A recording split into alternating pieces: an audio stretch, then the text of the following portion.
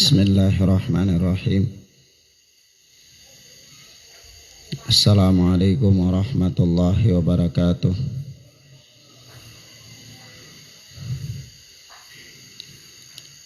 Alhamdulillahi hamdan katsiran thayyiban mubarakan fih kama yuhibbu rabbuna wa yarda. Ashhadu an la ilaha illallah wahdahu la syarikalah wa ashhadu anna Muhammadan abduhu wa rasuluh sallallahu alaihi wa ala alihi wa ashabihi wa man sara ala nahjihi ila yaumil qiyamah. Amma ba'd. Ikhwan wa akhwat jamaah sholat maghrib yang mudah-mudahan dirahmati oleh Allah subhanahu wa ta'ala, serta para pendengar yang a'azzani Allah wa iyyakum, baik yang berada di lingkungan maupun yang live ataupun yang ikut lewat telepon di Jayapura, Masohi maupun di tempat-tempat yang lainnya yang mudah-mudahan dirahmati oleh Allah subhanahu wa ta'ala. Kita lanjutkan pelajaran kita, yaitu dengan kitab Riyadhus Shalihin. Kita masih berada pada bab yang pertama, yaitu berbicara tentang ikhlasnya niat. Kitab Riyadhus Shalihin, siapa penulisnya?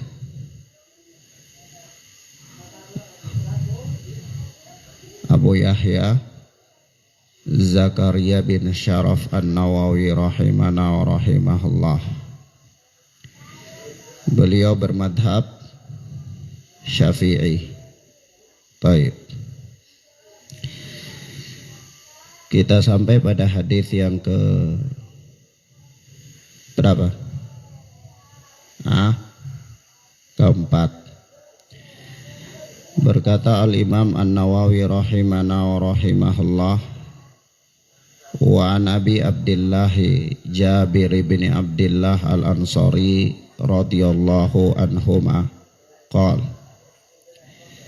dan dari Abu Abdillah Jabir bin Abdillah Al-Ansari.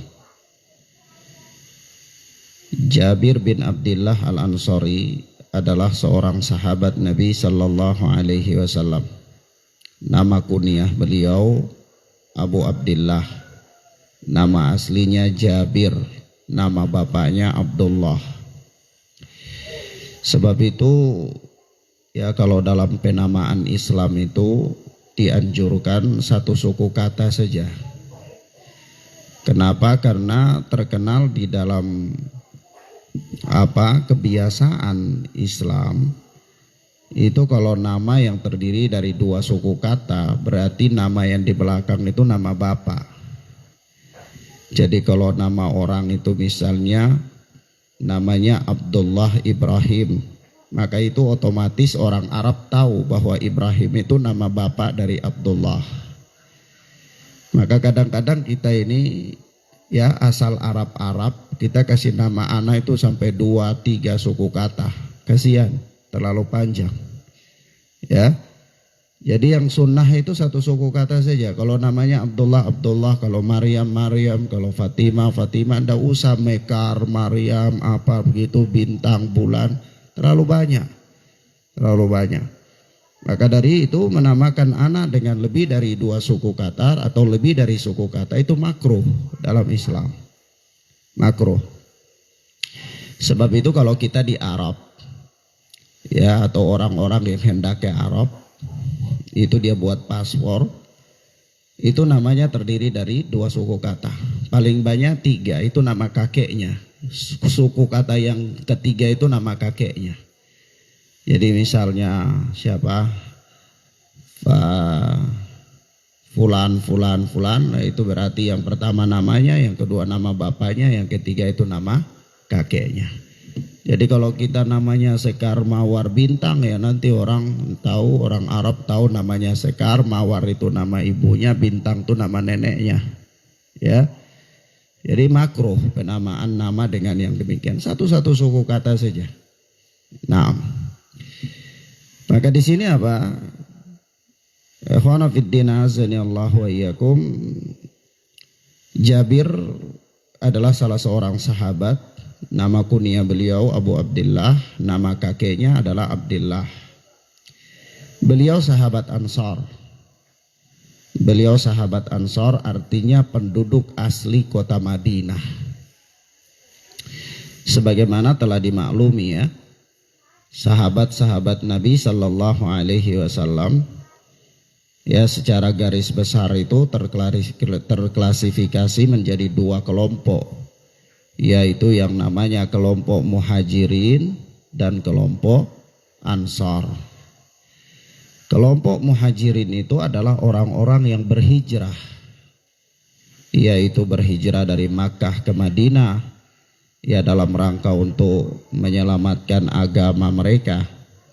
Ketika mereka hidup di kota Makkah pada awal-awal Islam itu mendapatkan intimidasi, tekanan, siksaan, sampai-sampai Bilal bin Rabah itu seorang sahabat ya, asalnya dia dari Ethiopia. Ethiopia itu Habasyah, itu Ethiopia. Ethiopia itu ya kurang lebih Somalia ya, orang kulit hitam. Itu dia adalah seorang budak, mendapatkan penyiksaan demi penyiksaan itu luar biasa sekali. Seperti Bilal bin Rabah, kemudian sahabat siapa? Khabbab ibnu Art. Khabbab ibnu Art ini sampai dibakarkan besi itu sampai merah besi itu, lalu ditempelkan di punggungnya, di belakangnya. Coba bayangkan bagaimana sahabat-sahabat ini mereka mendapatkan tekanan, penyiksaan, pengorbanan yang luar biasa untuk menjadi seorang muslim. Nah, kita hari ini lahir sudah sebagai seorang muslim tetapi tidak ada perjuangan apa-apa, itu pun ibadah malas. Ya. Tidak ada perjuangan apa-apa kita ini. Kan lahir cuma muslim, orang tua kita Islam, bapak kita Islam, pengorbanan untuk agama juga tidak ada. Tapi begitu diperintahkan dalam perintah-perintah syariat malas. Suruh puasa malas, suruh sholat malas, suruh zakat malas. Ya, banyak saja alasannya. Padahal apa? Para sahabat dulu untuk menjadi seorang Islam itu luar biasa pengorbanannya. Ya, harta mereka, jiwa mereka, bahkan banyak di antara mereka yang kemudian dibunuh. Sampai-sampai suatu ketika Rasulullah dan para sahabat di awal-awal Islam itu mereka diembargo di salah satu lembah dari lembah-lembah kota Makkah. Dan lembah kota Makkah itu lembah Arab ya pada umumnya, Madinah, Makkah itu kalau Yaman, Ma'rib juga termasuk ya. Itu kalau siang panas luar biasa, panas sekali. Tapi kalau malam dingin yang luar biasa. Saking dinginnya itu sampai-sampai kalau kita tidur tarik selimut itu ada listrik, gitu kayak listrik. Ada api-api kecil, percikan-percikan api kecil. Karena saking dinginnya. Jadi kalau tangan kita ini tidak pegang apa-apa, tiba-tiba mau pegang gelas begini ada strom. Nanti ke strom, terus pegang 2 kali baru sudah tidak lagi. Begitu. Ya itu saking dinginnya. Kalau siang ya pengalaman anak itu di Ma'rib, kalau jemur pakaian selesai itu peras taruh di pagar, tunggu beberapa menit angkat, sudah kering. Tidak boleh tinggalkan, begitu taruh tunggu karena saking panasnya. Nah, bayangkan Rasulullah Sallallahu Alaihi Wasallam dan para sahabat itu diembargo dalam kondisi yang demikian. Ya 3 tahun lamanya ya para sahabat di embargo itu. Sampai-sampai suatu ketika Khabbab ibnu Ard, ya termasuk sahabat yang kelima itu masuk Islam, dia datangi Rasulullah Sallallahu Alaihi Wasallam. Ketika itu Rasulullah sedang berada di Ka'bah, duduk-duduk di bawah di Ka'bah bersama para sahabat yang lain, diantaranya Ibnu Mas'ud radhiyallahu taala anhu dan yang lainnya. Apa kata Khabbab ibnu Ard? Ya Rasulullah, ala tad'u lana? Ya Rasulullah, ala tastansiru lana? Wahai Rasulullah, tidakkah engkau berdoa untuk kami ya Rasulullah? Ya Rasulullah, tidakkah engkau mohon pertolongan kepada Allah untuk kami ya Rasulullah? Kenapa? Ya karena kami sudah tidak sanggup menghadapi ujian-ujian, cobaan-cobaan. Ya, anak-anak kami, istri-istri kami banyak yang mati ketika itu, bahkan mereka kehabisan bahan makanan. Sampai-sampai di antara mereka makannya itu cuma biji kurma. Ya kalau kita sekarang ini ya mengungsi tapi enak, mengungsi masih ada makanan, masih minum kopi ya. Minum kopi ya tempo-tempo, tidur jam 11, bangunnya tidak subuh ya, asal kopi banyak, gula juga banyak ya. Begitu. Masih ada. Beras juga ada ya, makan kenyang-kenyang, sarimi juga banyak. Jadi ya kita ini mengungsi tapi enak. Ya, tapi Rasulullah dan para sahabat itu diembargo 3 tahun. Diembargo 3 tahun. Habis makanan, tidak ada makanan apa-apa. Mereka cuma makan biji kurma. Bayangkan biji kurma itu cuma diisap-isap saja. Sampai banyak bayi-bayi yang meninggal ketika itu. Maka sahabat ini datang kepada Rasulullah dan katakan, ya Rasulullah, ala tastansiru lana? Ya Rasulullah, ala tad'u lana? Ya Rasulullah, tidakkah engkau berdoa untuk kami kepada Allah? Ya Rasulullah, tidakkah engkau mohon pertolongan kepada Allah untuk kami? Supaya Allah angkat penderitaan ini, Allah angkat ujian ini, Allah angkat cobaan ini dari kami. Tapi apa kata Rasulullah ketika itu? Ketika Rasulullah mendengarkan aduan sahabat ini, Rasulullah marah, merah wajahnya. Kemudian beliau mengatakan, inna man kana qablakum man yudau ala ra'sihi wa min syaru. Sesungguhnya orang-orang sebelum kalian itu ada yang diletakkan gergaji dari besi di kepala mereka, wa yukhallisu ila kadaimahi, lalu ditarik gergaji itu sampai di kedua kakinya, terpisahlah tubuh kiri dan kanan mereka, tetapi tidak membuat mereka meninggalkan keimanan mereka. Artinya apa? Terlepas dari itu semua, yang menjadi topik pembahasan kita di sini adalah begitulah penderitaan dan pengorbanan orang-orang yang telah mendahului kita dari kalangan para sahabat dalam memeluk Islam. Kalau kita hari ini tidak merasakan pengorbanan, tidak merasakan perjuangan, ya paling lahir dari bapak Islam, lahir dari ibu Islam, ya tiba-tiba besar buat KTP ya tertulis Islam, tidak pernah berkorban untuk Islam. Tidak pernah berjuang untuk Islam. Tidak pernah. Dan bahkan ya kalau diperintahkan dengan perintah syariat pun kita malas. Tapi bayangkan bagaimana para sahabat dulu memperjuangkan Islam. Harta mereka ditinggalkan ya, tempat tinggal mereka dan seterusnya sampai mereka berhijrah meninggalkan kota Makkah ke kota Madinah. Nah di kota Madinah juga ada sahabat-sahabat yang sudah memeluk Islam, yang mereka dengan senang hati bersedia untuk menerima kedatangan saudara-saudara seagama datang kepada mereka di kota Madinah, lalu mereka beri kasih kintal, kasih lahan, kasih tempat tinggal dan seterusnya, sehingga mereka bercocok tanam dan lain-lain.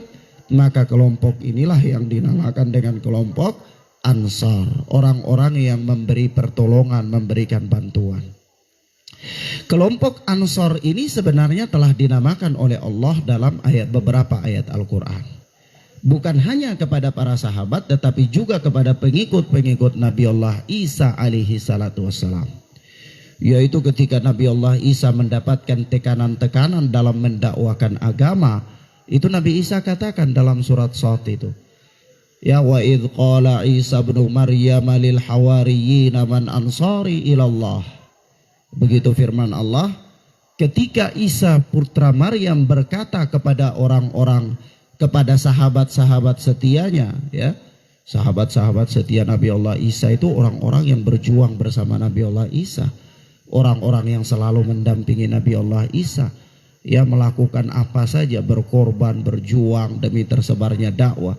Ya, beda dengan sahabat-sahabat kita ini, datang di jam makan saja. Ya, sudah selesai itu pulang. Ya, pulang tidur di rumah ngorok, pulang sampai ke sini segala urusan sudah dikerjakan sama ustadznya. Ya, dia cuma terima enaknya saja, tidak ada perjuangannya. Ya, beda dengan apa? Orang-orang yang bersama dengan Nabi Allah Isa alaihi salatu wassalam. Sampai-sampai apa kata Nabi Allah Isa alaihi salatu wassalam? Wa idh qala Isa ibnu Maryam lil hawariyyin man ansari ilallah. Tatkala Nabi Allah Isa putra Maryam berkata kepada sahabat-sahabat setianya, man ansari ilallah, siapa yang bisa menolong aku untuk Allah? Qala al hawariyuna nahnu ansarullah. Maka sahabat-sahabat setia Nabi Allah Isa itu berkata, nahnu ansarullah, kami ini adalah penolong-penolong Allah. Coba bayangkan. Lah bayangkan ya ikhwana fiddin azani Allah wa iyyakum. Orang-orang yang bersama dengan para nabi, ya, para rasul dalam memperjuangkan dakwah ini bukan orang-orang yang tidak ada kerjaan. Orang-orang itu juga punya kerjaan, punya keluarga. Lah kita ini cuma punya keluarga, istri cuma satu, anak baru 2 saja sudah dijadikan alasan macam-macam. Ya, mau berjuang untuk dakwah ndak bisa. Saya ada istri di rumah Ustadz, mau urus istri, perut sakit, ya, anak kecil mau BAB, macam-macam. Ya, orang-orang dulu bersama Rasulullah itu juga punya keluarga, punya keluarga. Mereka juga punya. Tapi kalau orang dulu bayangkan kalau seperti antum ini, maka agama tidak akan tersebar. Kenapa? Karena ketika Rasulullah butuh mereka, mereka katakan, ya Rasulullah, saya mau urus istri dulu. Ya Rasulullah, saya mau urus anak dulu. Ya Rasulullah, saya punya keluarga juga. Oh, berarti agama tidak akan tersebar. Tapi memang itulah Allah memilih mereka.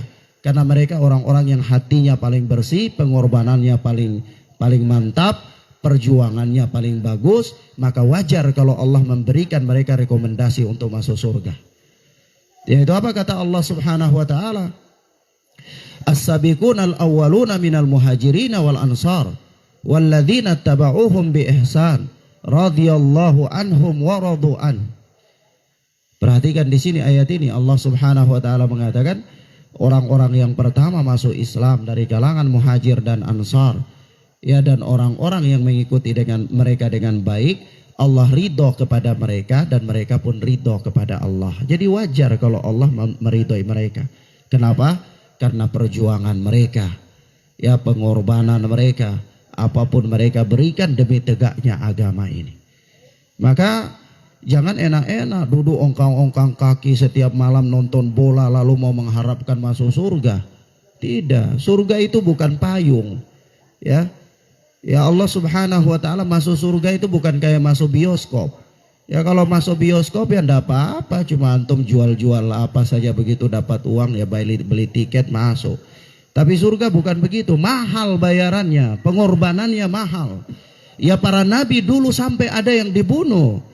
Ya, sampai-sampai kan yaqtulunal anbiya'a bighairil haq. Mereka membunuh para nabi dengan tanpa hak, dibunuh para nabi.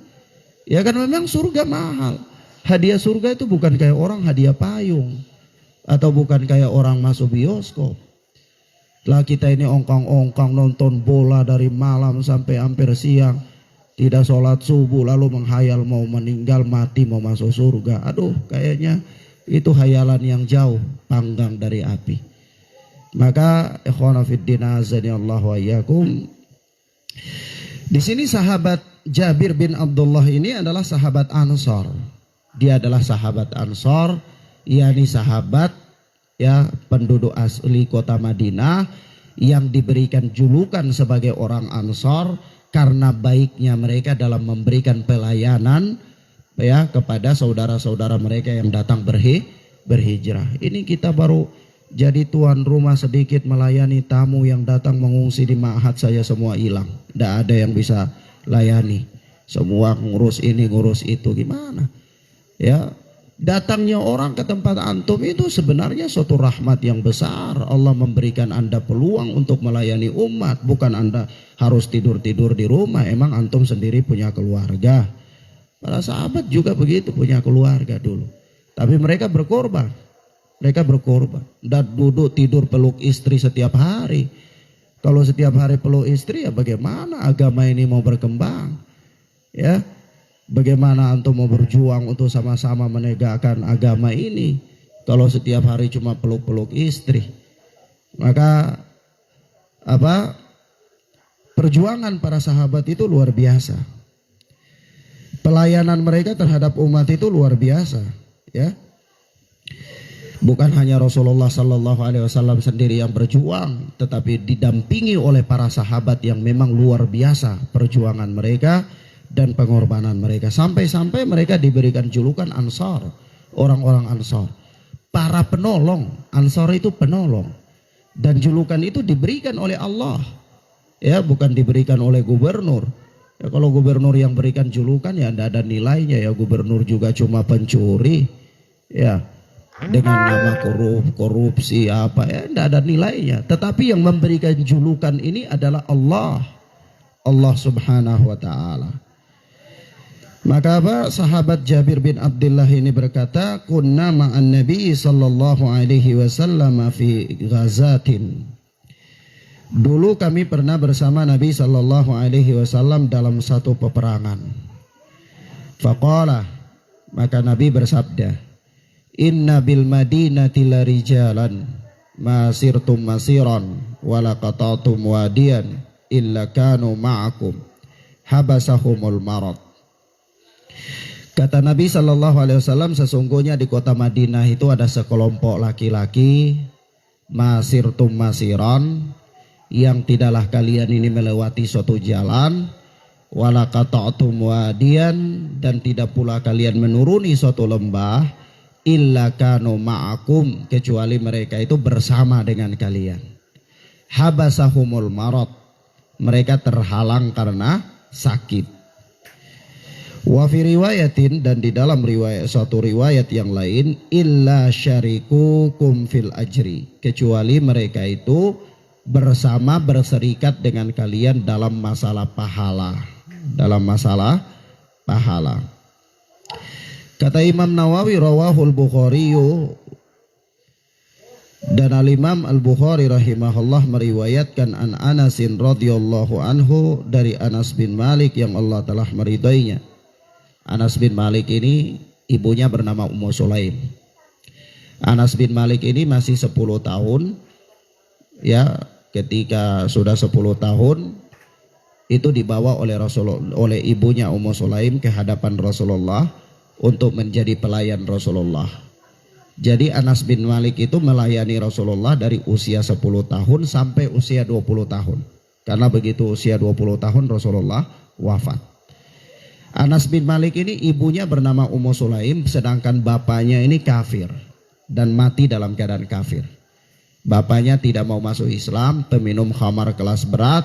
Akhirnya dia hijrah, dia pergi ke tempat lain, dia keluar dari kota Madinah dan dia mati dalam keadaan menjadi seorang Nasrani. Lalu Ummu Sulaim ini kemudian di belakangan hari dilamar oleh seorang lelaki yang bernama Abu Talha. Abu Talha waktu itu masih kafir. Ditolak lamarannya sama Ummu Sulaim, ya, bukan karena mahar, ya, bukan karena mas kawin, uang panai yang tidak cukup, bukan. Ya, kalau kita ini kadang-kadang ya problemnya itu problem uang panai, ya. Tetapi di sini Abu Talha ini dia melamar Ummu Sulaim, tapi ditolak. Beberapa kali ditolak, sampai-sampai Abu Talha ini penasaran. Makanya dia dikatakan kepada Ummu Sulaim, apa maumu? Apa uang? Apa lahan atau harta? Maumu apa? Kata Ummu Sulaim, tidak, saya tidak butuh itu. Terus apa kebutuhanmu? Kata Ummu Sulaim, yang saya butuhkan adalah keislamanmu. Ya, maka di dalam sejarah Islam, mahar paling termahal itu adalah maharnya Ummu Sulaim. Maharnya apa? Maharnya keislaman suaminya. Kalau suaminya masuk Islam baru dia mau menikah sama suaminya itu. Dan ternyata apa? Ummu Sulaim ini masuk Islam. Abu Talha ini masuk Islam. Masuk Islam dan kemudian menikah sama Ummu Sulaim. Ya, tapi orang di zaman Rasulullah ya, orang masuk Islam itu beda sama orang masuk Islam di zaman ini ya. Kalau orang masuk Islam di zaman Rasulullah ya benar-benar dia taat beragama, sholat, puasa, ya berkorban, belajar agama. Kadang-kadang orang masuk Islam di zaman ini kan yang penting cuma mengucapkan kedua kalimat syahadat, tidak pernah sholat, puasanya wallahu a'lam, ya, dan yang lain-lain. Ya kadang-kadang katakan sudah masuk Islam tapi masih berada di lingkungan orang tuanya, familinya yang Nasara. Jadi masuk Islamnya jadi aneh. Ya. Tetapi apa? Ya Abu Talha ini masuk Islam. Nah di sini apa? Di sini ada pelajaran tersendiri bahwa ternyata mahar itu tidak mesti dalam bentuk benda. Ya mas kawin itu tidak mesti dalam bentuk benda. Ya buktinya di sini Ummu Sulaim ya mau menerima lamaran Abu Talha, maharnya masuk Islam. Jadi mahar itu tidak mesti dalam bentuk benda. Ya tetapi bisalah mahar dalam bentuk apa? Benda. Ya Rasulullah itu ketika menikahi Khadijah itu maharnya 20 unta. Mahar paling besar. Kalau misalnya unta itu satu unta harganya 300 juta kali berapa? Berapa maharnya? Tapi kalau anak-anak muda kayak antum yang tinggal tidur nonton bola mau kasih mahar bagaimana? Tidak bisa. Tidak bisa kasih mahar. Ya wajar aja kalau orang tua tolak. Ya calon istri tolak ya wajar. Bagaimana dia mau kasih nikah anaknya dengan orang yang pemalas? Ya laki-laki yang nggak ada gunanya ya susah. Maka apa? Ikhwana fiddin azani Allah wa iyyakum, di sini apa? Anas bin Malik ini ibunya itu mempunyai mahar paling termahal dalam Islam sepanjang sejarah Islam. Yaitu maharnya itu dengan Abu Talha ini masuk Islam. Jadi mahar itu bisa dalam bentuk, bukan tidak selamanya harus dalam bentuk benda ya. Bisa berupa ayat Al-Qur'an ya. Bisa berupa ya kalau orang fakir sama sekali ya bisa ya benda yang paling ringan dan paling mudah bagi dia. Taib. Kemudian apa kata Anas bin Malik? Anas bin Malik berkata, raja'na min ghazwati Tabuk ma'an Nabi sallallahu alaihi wasallam. Kami kembali dari perang Tabuk. Jadi kalau dalam riwayat Jabir tadi dikatakan bahwa kunna ma'an Nabi fi ghazatin. Kami bersama Nabi dalam suatu peperangan. Tidak disebutkan perang apa.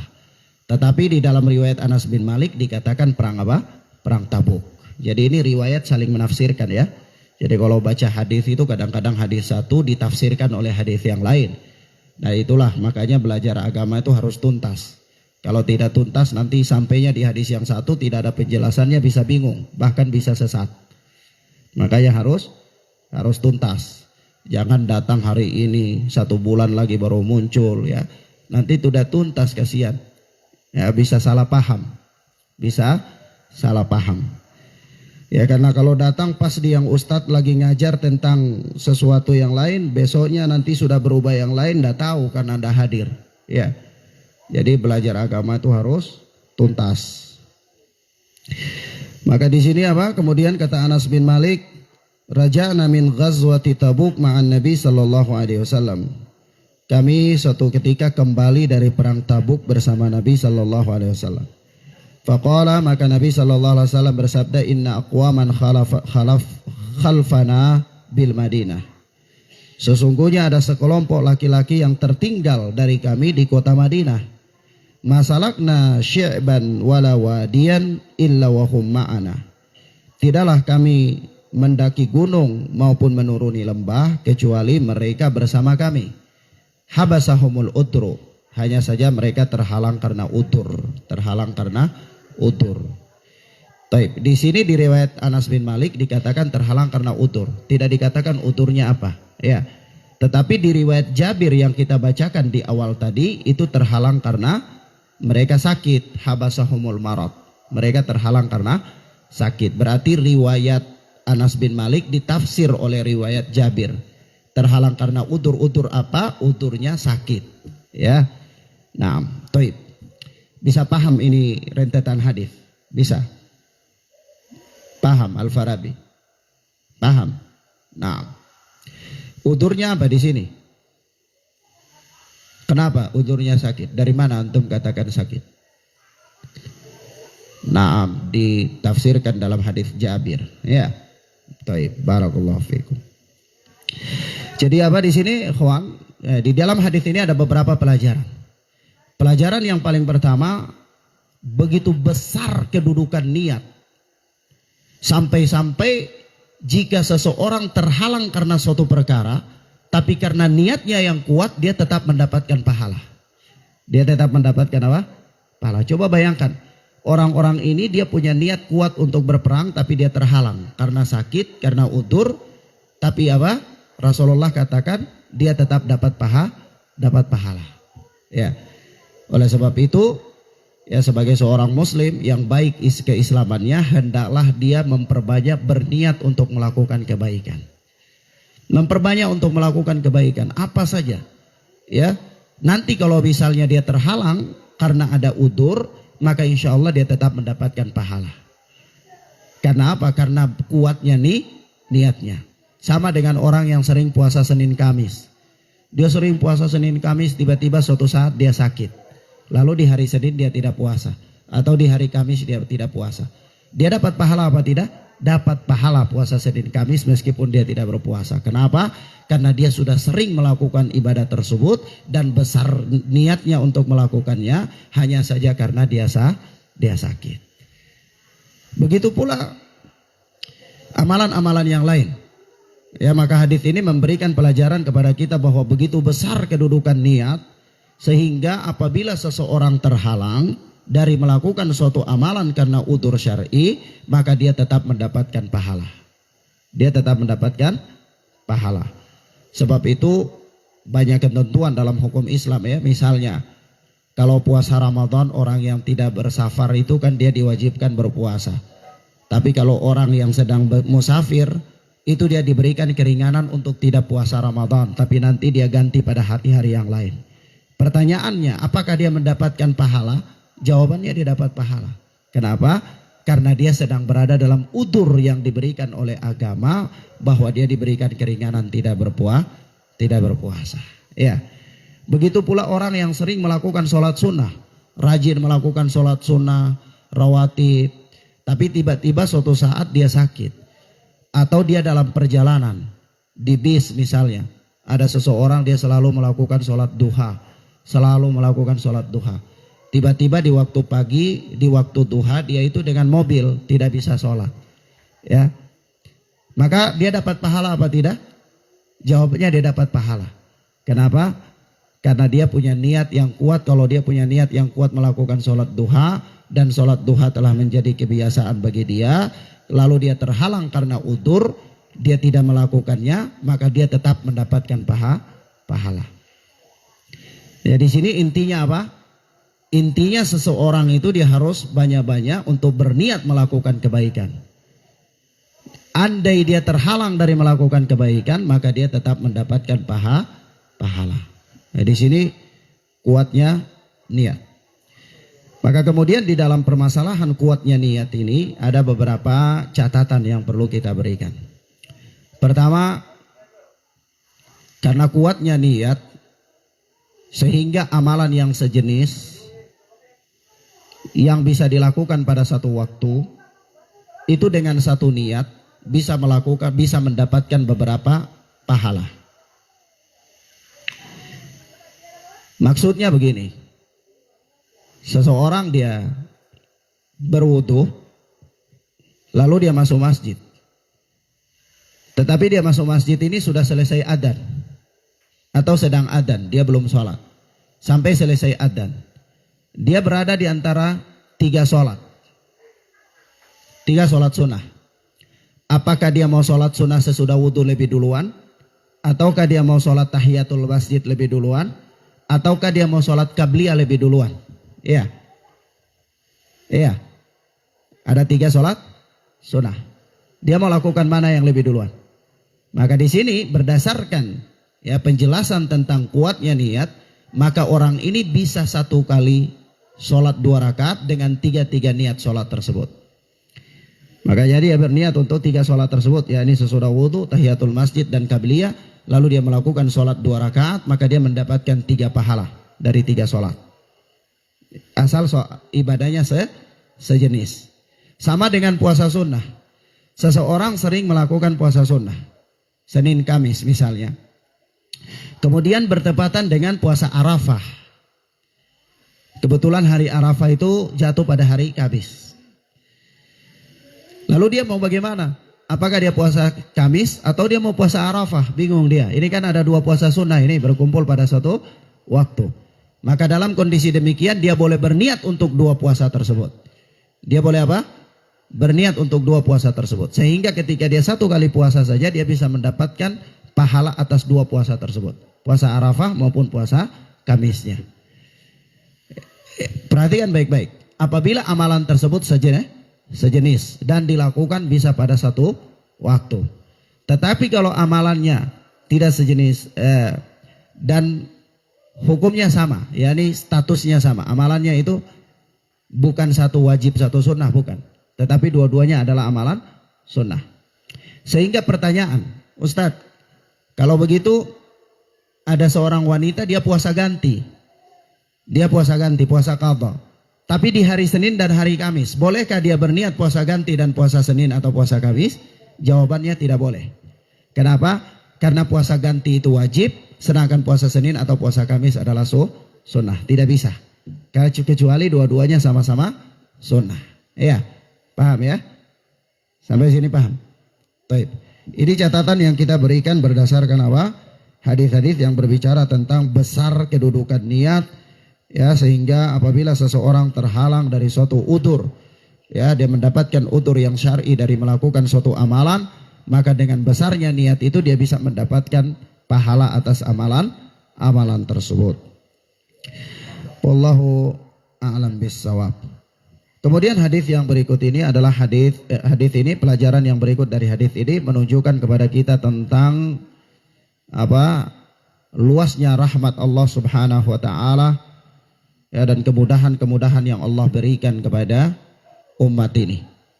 Ya, kadang-kadang ya mereka tidak beramal tapi karena niatnya yang begitu kuat dia dapat pahala. Ya, ini rahmat Allah. Ya, ini kasih sayang Allah dan kemudahan-kemudahan yang Allah berikan kepada manusia. Tetapi apa? Manusia ini lalai. Begitu banyak kemudahan, begitu banyak rahmat Allah, tetapi dia tidak memanfaatkan. Niat untuk mau melakukan perbuatan baik saja tidak pernah. Ya, niat untuk mau melakukan perbuatan baik saja tidak pernah kadang-kadang. Nah, ini persoalan. Maka dari itu, ya, hendaklah seseorang itu memperbanyak untuk berniat melakukan perbuatan yang baik dengan sungguh-sungguh, karena di sana ada kemudahan yang Allah berikan dan di sana ada rahmat Allah yang luas kepadanya. Dan begitu pula di dalam hadis yang mulia ini, sejalan dengan firman Allah Subhanahu wa taala dalam surat An-Nisa ayat 95, yaitu Allah berfirman, la yastawil qa'iduna minal mu'minina ghairu ulid darar wal mujahiduna fi sabilillahi bi amwalihim wa anfusihim faddalallahu al mujahidina bi amwalihim wa anfusihim. Itu tidak sama antara orang yang beriman, tidak sama antara orang beriman yang duduk, yakni tidak ikut dalam berjihad tanpa mempunyai udzur, dengan orang-orang yang berjihad di jalan Allah. Tidak sama. Ya, ada perbedaan. Ya, kalau orang yang tidak ikut, ya, misalnya suatu saat, ya, ketika pemimpin memerintahkan kita untuk berjihad misalnya, atau ketika kita diserang oleh musuh, lalu ada orang-orang yang dia tidak punya udzur tapi dia tidak mau ikut berjihad, tidak mau membela diri, tidak mau membela negeri, maka ini tidak sama dengan orang-orang yang dia ikut berpartisipasi dalam berjihad, ikut berpartisipasi dalam membela diri, membela negeri dan seterusnya. Nah, maka di sini keutamaan orang-orang yang keluar untuk berjihad di jalan Allah. Tentu jihad yang syar'i, ya. Jihad yang syar'i, bukan jihad yang slogan-slogan. Bukan yang sebagaimana diteriak-teriakan, ya, atas nama jihad, tetapi sesungguhnya yang dilakukan adalah tindakan-tindakan yang menyelisihi ketentuan syariat. Nah, dan jihad yang syar'i itu punya aturan-aturan. punya aturan-aturan, punya syarat-syarat, punya ketentuan-ketentuan ya yang ya sudah kita bahas di dalam kitab Bulughul Maram. Silakan lihat di sana lagi catatan-catatannya tentang tahapan-tahapan jihad, syarat-syaratnya, kapan boleh, kapan tidak boleh dan seterusnya, itu lihat di sana. Supaya beramal dengan ilmu, jangan serampangan. Wallahu a'lam bissawab. Demikian ikhwana fiddin azani Allah wa iyyakum ya hari ini.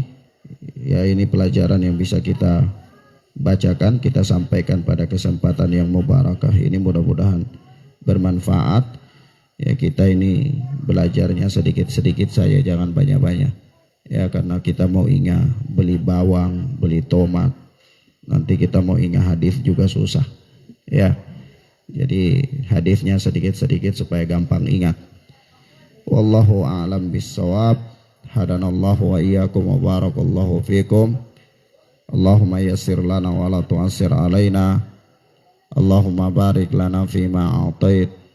Allahumma inna nas'aluka al-huda wat tuqa wal afaf wal ghina.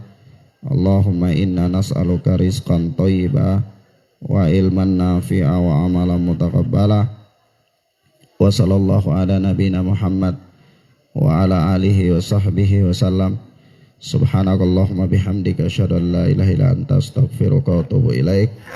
Wassalamualaikum warahmatullahi wabarakatuh.